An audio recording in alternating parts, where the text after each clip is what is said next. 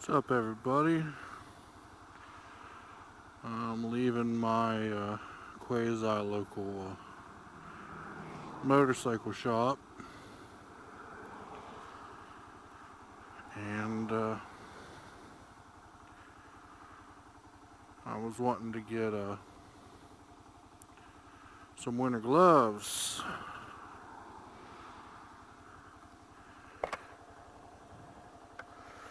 This morning was... I'm not going to get out of here.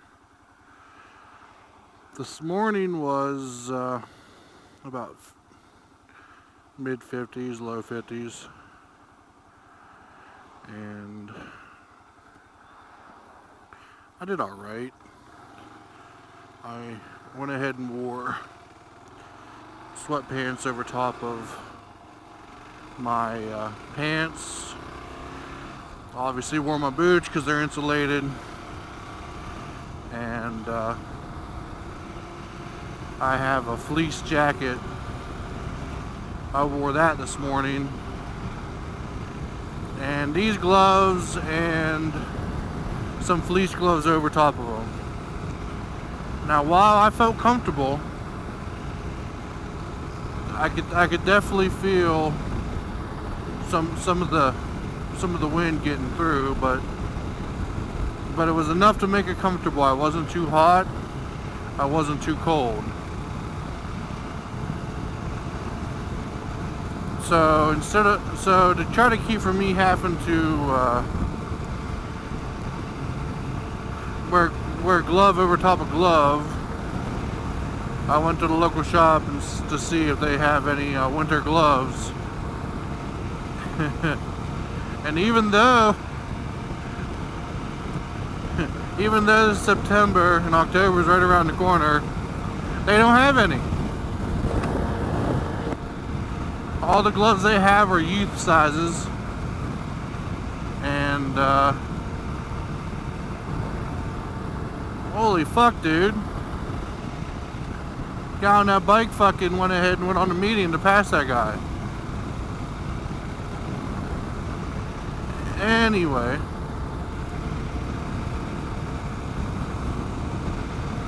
I wanted to get some gloves, for the colder temperatures, so I can try to go into as deep into the fall as I can, and partially, I want to at least get the 3 winter rides in for the Polar Bear Challenge. But they didn't have any. He said, I can order them for you. I said, obviously, anywhere can order gloves, but I thought if I could stop, I would, buy them right now.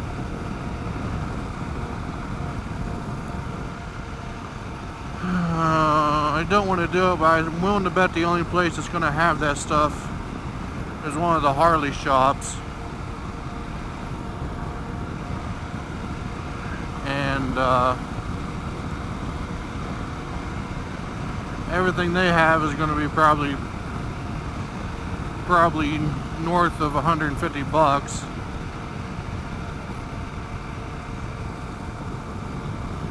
And it'll have Harley Davidson stamped on it, I'm pretty sure. Which I don't give a shit about that. I just don't really want to pay $150 for a pair of gloves I can probably find somewhere else.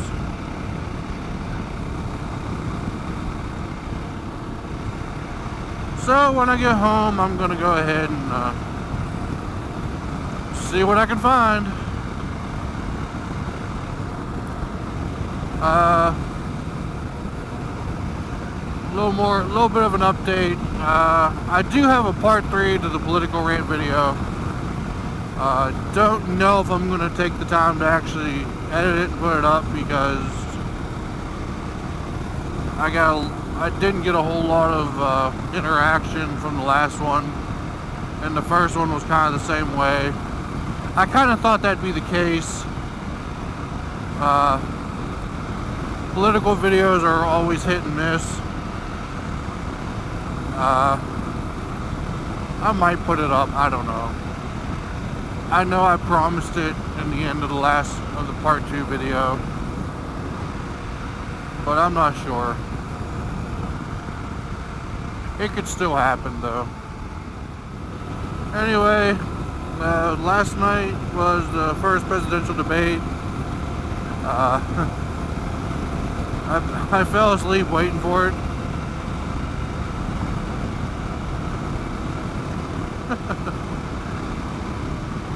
I ended up waking up to the rerun of it at about like 2, 3 in the morning. I watched it for a little bit, and pretty much all day I've heard people on the radio talking about it and this and that. And I don't know, guys. I still Hillary's definitely not the answer.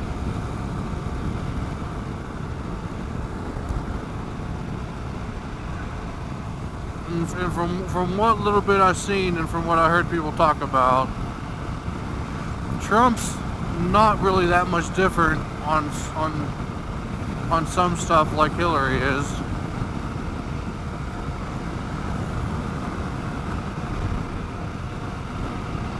And no idea who that dude is, but he waved. So anyway, while I do believe Trump is the lesser of the two evils,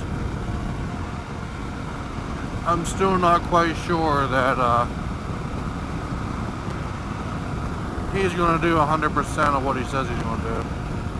I really hope he does. I mean, if he does, you know, it's great.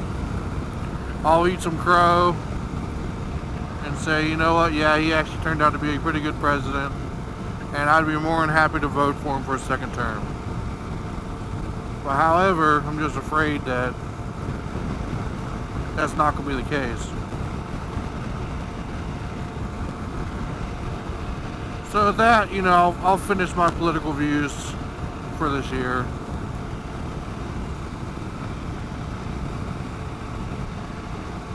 The only thing I can say is whoever you're supporting, definitely get out there and vote for them, because chances are they're going to need your vote. Because I'm pretty sure one side's got a pretty good fix on what's going on. So if you're a Donald Trump supporter, definitely get out there and support him. Don't be afraid. Don't be embarrassed to tell people you support him.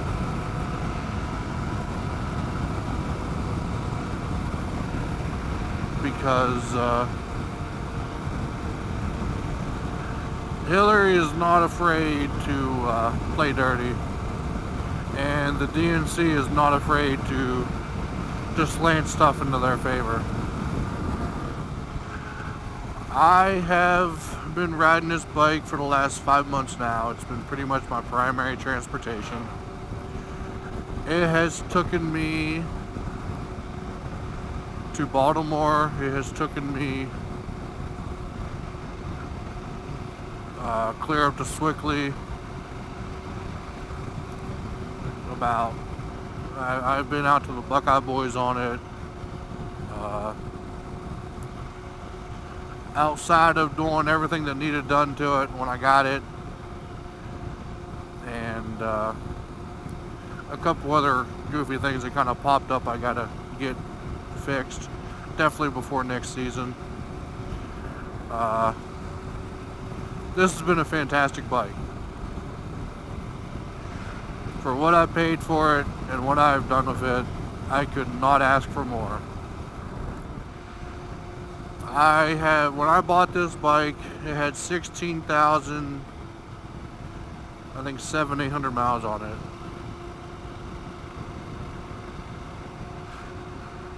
It was right around there. It was about halfway through 16,000. Might have been on the other side of it.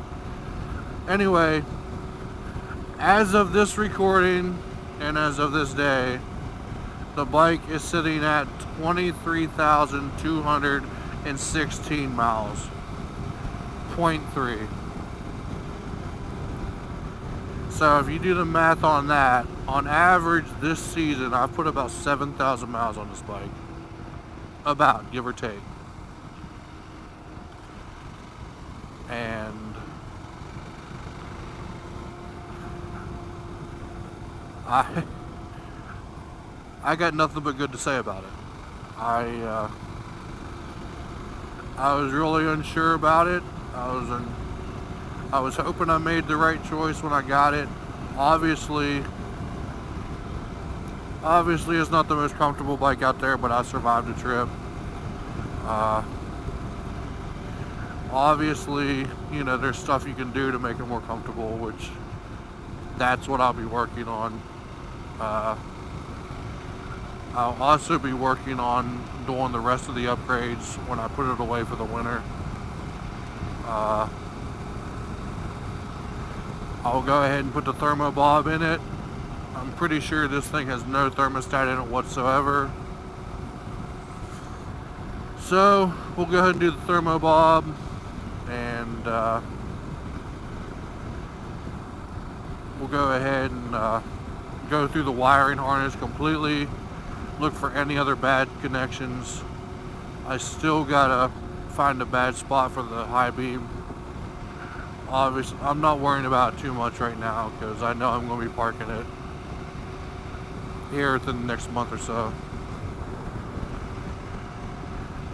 And once that happens, I will pull the plastics off and run through the wiring harness, look for signs of wear, rewrap them, try to take the tension off where the tension's too much. Just go over, you know. I'm gonna do my best to go over it right. I want to fix it right, whatever needs fixed. I do think I'm gonna spring for a new battery for next season. The battery is in here, he told me was about 2 seasons old. I've not had no trouble with it, but I don't want to take a chance on taking it somewhere next season and having issues with it. It's cheaper to go ahead and spend the money up front